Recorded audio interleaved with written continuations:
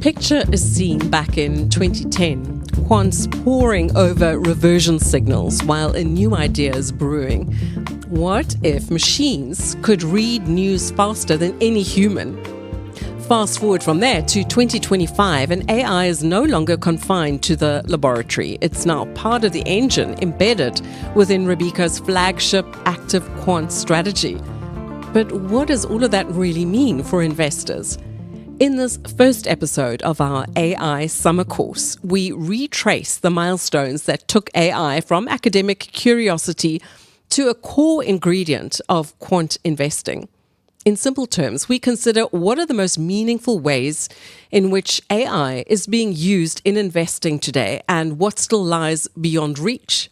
I'm Erica van der Merwe, and with me to discuss this are Mike Chen, Robeco's head of Alternative Alpha, and client portfolio manager, Leda Baggio. Welcome both of you, Mike and Leda. So good to have you here. Good to be here.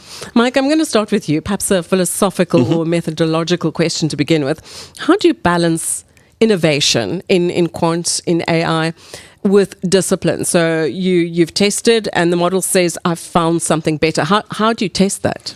Yeah, great question, Erica. Thank you. It's good to be here. So I would say that innovation, is really, really important for us quants, right? Because, for a big part of our progress really depends on technological innovation. So, and this innovation also is innovation data, the availability of data. I think what innovation brings to us as quant investors is that it allows us to answer questions that were important, that we always wanted answers to, but previously did not have the means to. For example, if you invest in a company, you want to invest in a company where the employee sentiments are strong, right? You don't want to invest in a company where employees are very disgruntled, they don't like the management, they don't like the work that they do. You want to invest in companies that's the opposite, right? But if you rely on traditional approaches, you didn't have any way to measure that. Obviously now with big data, with sentiment analysis, as enabled by natural language processing, you can do that. But if you notice, the idea is still a very standard one. It's just that the method, because we have alternative data, because we have all these advanced analytics, we're now able to do it. So it is actually the same approach as has always been in the present day of machine learning and big data, is that we take what is economically sensible, and then we formulate a hypothesis around economically sensible ideas. Then we figure out how to execute it. Now, that might mean more traditional techniques and traditional data, or it might mean alternative data and machine learning, right? But the process is the same. And once we formulate something, we want to make sure that it has statistical power, it has additivity, but also it actually fits with the economic hypothesis. Because if you don't have something that fits with economic hypothesis, it becomes relatively dangerous to fall into the trap of data mining. And this is something that we really want to avoid as quants. Now, because AI is a fun topic, we've prepared some fun questions for you just to test all aspects of your AI knowledge. Leda and Mike, are you ready? Ready. Question 1, true or false? The term machine learning was coined before the first moon landing. True. Yep. Correct. That was, any ideas when that might have been? In 1950s? Yeah, end of that decade, 1959. Which of the following data types was the first to be used in Robeco's live AI signals? Multiple choice. A, satellite images. B, news sentiment. C, earnings call audio. Or D, TikTok trends. News sentiment? That's it. B, news sentiment. True or false? All AI used in Robeco strategies can be fully explained by a human. Oh, definitely. True. Really? Yeah. Okay. 4. What's the chance that a 2010 signal still influences strategy today? High, Yeah. I would say. Yeah. We've obviously continued to evolve the signal, but a lot of the signal that we built in 2010s, we still have it in the alpha model, in different versions, later versions of it. Yeah. So is that the key then, evolution? Some signals are evolution, some signals are, completely brand new, obviously. Okay. In what year did Robeco say we are already using AI, but Hollywood's apocalyptic scenarios have blurred our views? 2018. 17, I think. Yeah, very indeed. 2017 in the Robeco Quant Quarterly. Now, which came first, the iPhone or Facebook? Facebook. Correct. Yeah. Facebook was launched in 2004. iPhone came 3 years later, 2007. Which came first, Amazon's Alexa or Tesla's Autopilot? Well, I would say Alexa. One would think that probably because it's more consumer facing, but in fact, Tesla's Autopilot was launched in 2014. Alexa followed the very next year. So close enough. And then final question, true or false? The first online purchase was a pizza. False. How would one know? Yeah, indeed. So any ideas what the first online purchase was? Beer? It was a CD, and a Sting CD of all things. That was in early August 1994. The CD was ordered online via Net Market, and pizza soon followed. Towards the end of that same month, Pizza Hut's website PizzaNet was used for that, using a proto version of Netscape Navigator called Mosaic. Again, just showing how much has changed and how rapidly it's changed in a short time. And no CDs anymore. Although I still have them. Later, just looking back at those early days of using AI within Quant, what was the very first AI technique that Robeco deployed in a live portfolio, and why did it matter? Why was it important? Well, we actually deployed such signals already before Mike's times. So that was before Mike joined. We've developed our models. The models have been live since the beginning of the 90s. The first strategy since 2004, the live track record, and it's been an evolution throughout time. So the first AI signal has been the news sentiment that we've introduced. So companies with recent positive news coverage deliver better return than those with a negative news coverage. Mike did just mention the NLP as part of an advanced technique. Yes. So we do use in that case, we derive from advanced event-based text analytics to derive such a signal. So that's one way our momentum factor throughout such a signal has been evolving throughout time. The first one. Yes. So Mike later's referred now to the evolution of some of the data, the techniques. So how would you describe that evolution, the extent of the change and the upgrades really we've seen in the data sets and the models since 2010? Yeah, I would say that the evolution is constant, first of all, right? So you have, I would say, similar techniques as before, but the change has been picking up really quickly. Let's just take the NLP example. In 2010, people were using bag of words. So really, really quite basic by modern day standards, even though it's only 15 years ago, right? So what you do is you have dictionaries of positive sentiment words, negative sentiment words, and you would do analysis by counting. Obviously, a couple years later, embeddings start becoming popularized, and then you have transformers, which are embedding, but actually are more sophisticated in the sense that they're more contextually aware.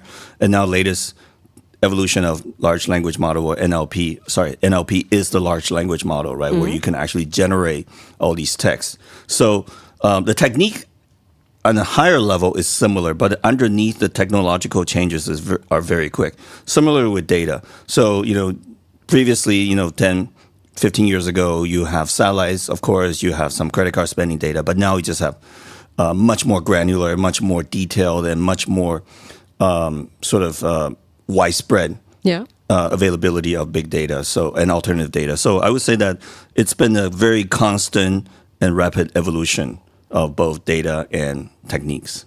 So what you said there, you referred to large language models. So that wave, is that then, from your description, is it something new or simply, just the evolution out of that seed that was there before? Yeah, so that's a really good question. So I think the large language model is, it certainly is an evolution, but it's also a little bit not, right?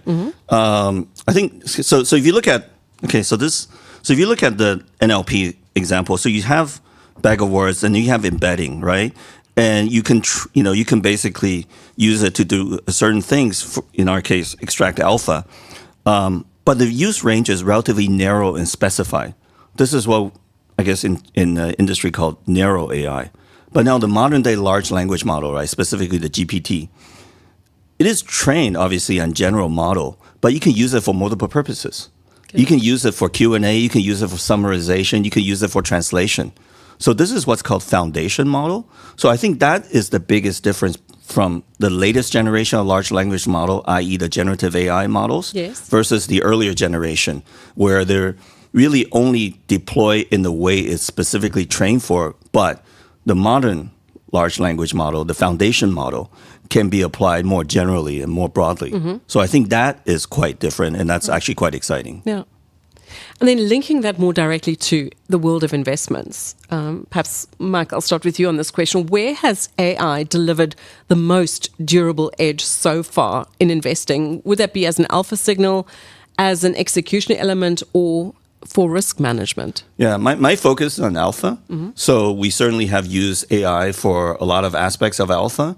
For example, in the language aspect, in price prediction aspect, in actually predicting, for example, crash risk. So there are quite a wide variety of ways you can use AI in alpha. I do know that it has been used in trade execution as well, and also in portfolio construction risk modeling. It's not an area that I focus a lot on, but it has been applied pretty broadly. I think in general also, AI is not actually one specific application, right? It's a family of technique that can be applied very broadly. Right. People have compared it to the new electricity, actually. So if you think about electricity, right, it's used in everything. So I think AI may be that. It can just be used in many, many different areas. Good point. Yes. Later.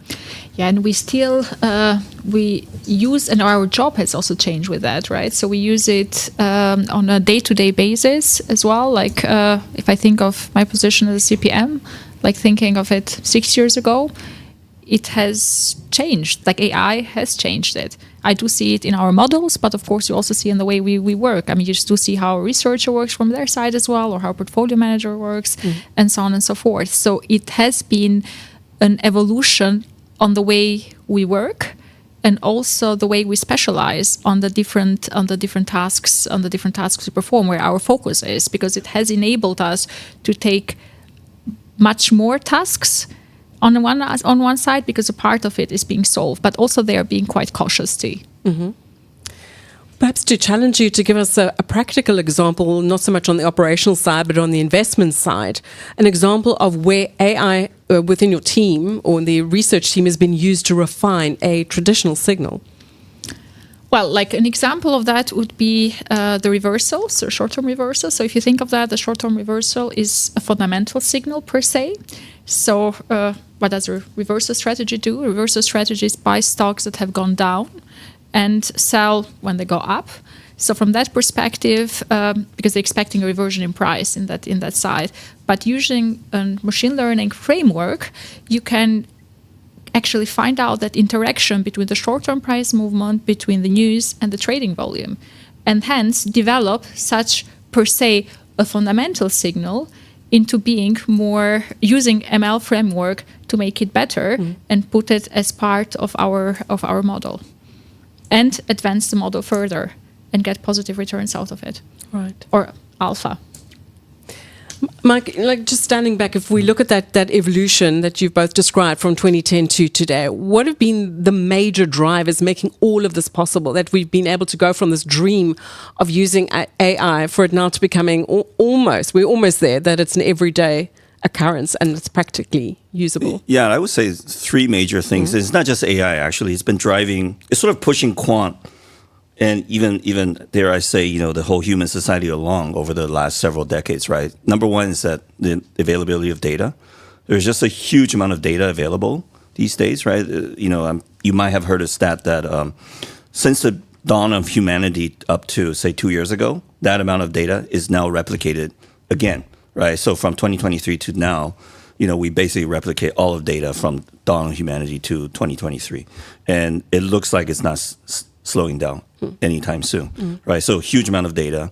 The number two is there's a lot of computing power available, right? We all know about Moore's law.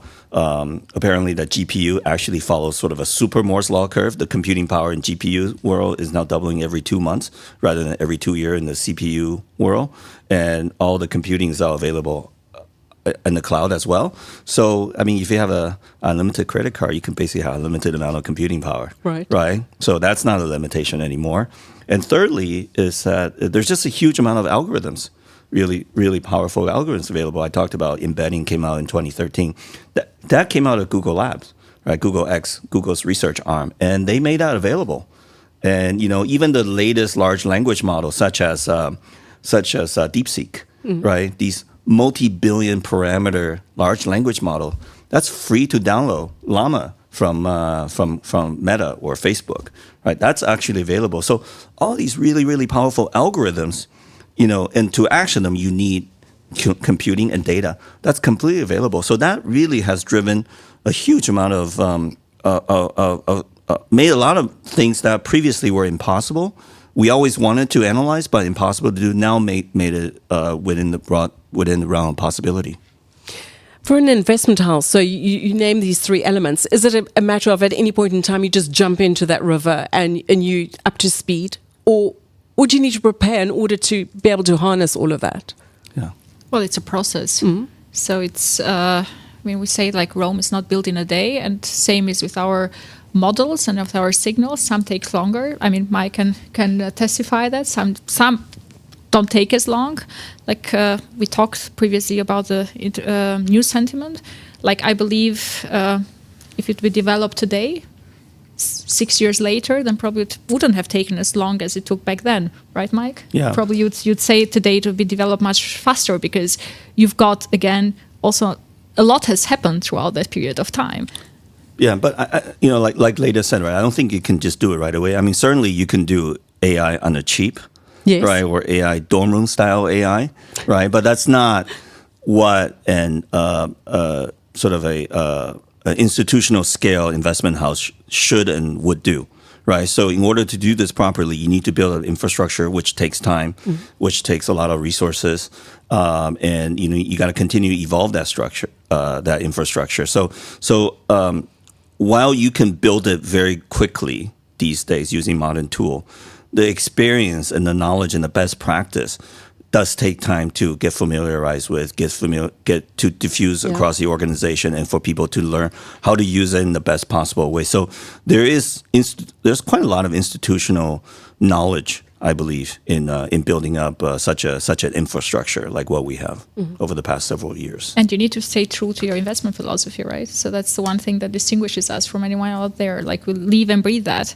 Like our three pillars on how to make everything explainable out there, how it has to make economic sense, of course, be based on the data and do thorough research on that. So it's a lot. Of course, if you introduce something new or relatively new, because it's already in the 50s that we've heard the wording. Nevertheless, it's a continuous process, and many need to get acquainted with that. So it's a longer process, and we need to stay true to that. Yeah.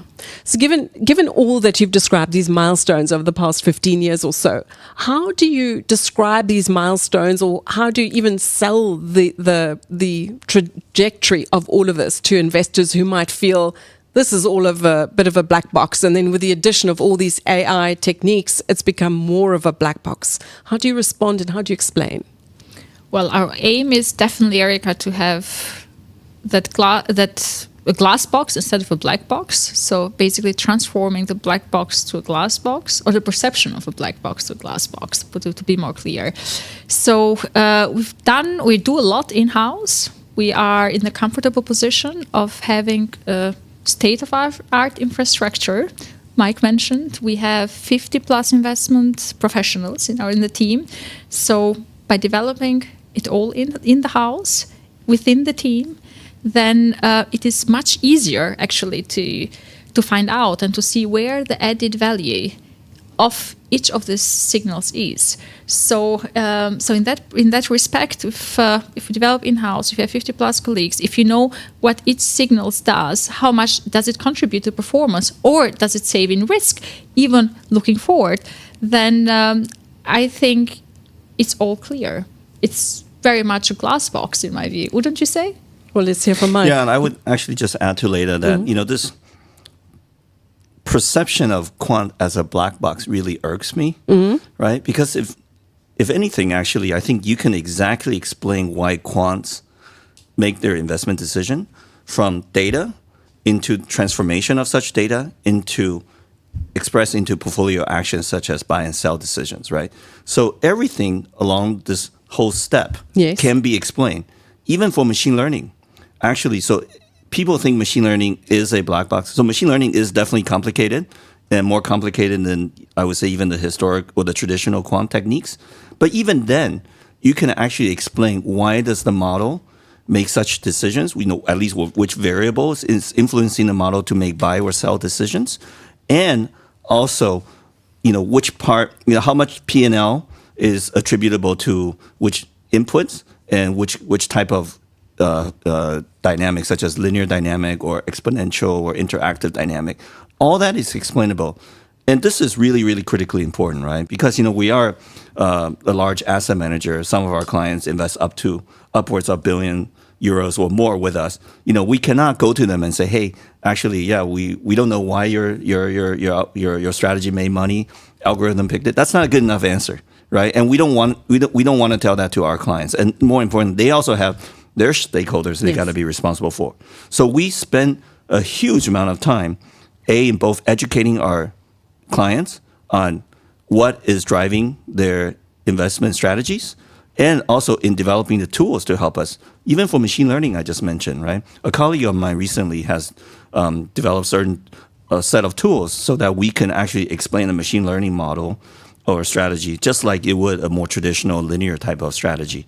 So everything we do is a glass box. I want to distinguish this idea of glass box versus glass box. Black box to me is something that's impossible to explain, and that's not the case with us. Sometimes it is complicated. I'll give you that, right? For example, a neural network is more complicated than the linear model, but it doesn't mean that it's unexplainable. It's the opposite, rather. Now, given all of these milestones, the complexity of the technology, and just everything that it enables, how does it pave the way for tackling completely new kinds of investment strategies? Well, we've integrated in current strategies whenever that's possible, and we've done it throughout time. Rome was not built in a day, and so was our model not, and it's in a continuous evolution. But of course, we also can build them up as a standalone. Let's say end of last year, we launched our ETF range, and one of them was a dynamic theme machine using ML and LP signals on the same time, not going against other proven factors or signals as well, because such a strategy would then integrate both worlds, as you'd say. But I think the next session we are talking right about it. Yeah, I would just say that all this IP, right, these exciting new IP, turbocharges our existing strategy. Yes. But it also allows us to create new possibilities. Right. Right. That's kind of not their example. Leda mentioned this theme machine, right? It's basically a quantitative version to do theme investing. We think that has certain advantages, and we'll talk more in the next session. But it really is quite exciting era that we're living in right now, especially fueled by this latest AI wave, but and it has happened way before the latest generative AI has picked up. It's been a constant and nonstop evolution, and I think it's just we're living through a very exciting era as quant investors. Mike and Leda, thanks so much for your insights. Thank you. And thanks to you for joining in our milestone tour, which was just the beginning. We now leave the lab entirely and ask, what if AI invents markets that we can't yet imagine? Read our first companion article, Into the Great Unknown, it's entitled, and let your curiosity light the way. And then join us again for episode 2 to see which of those futures are already taking shape.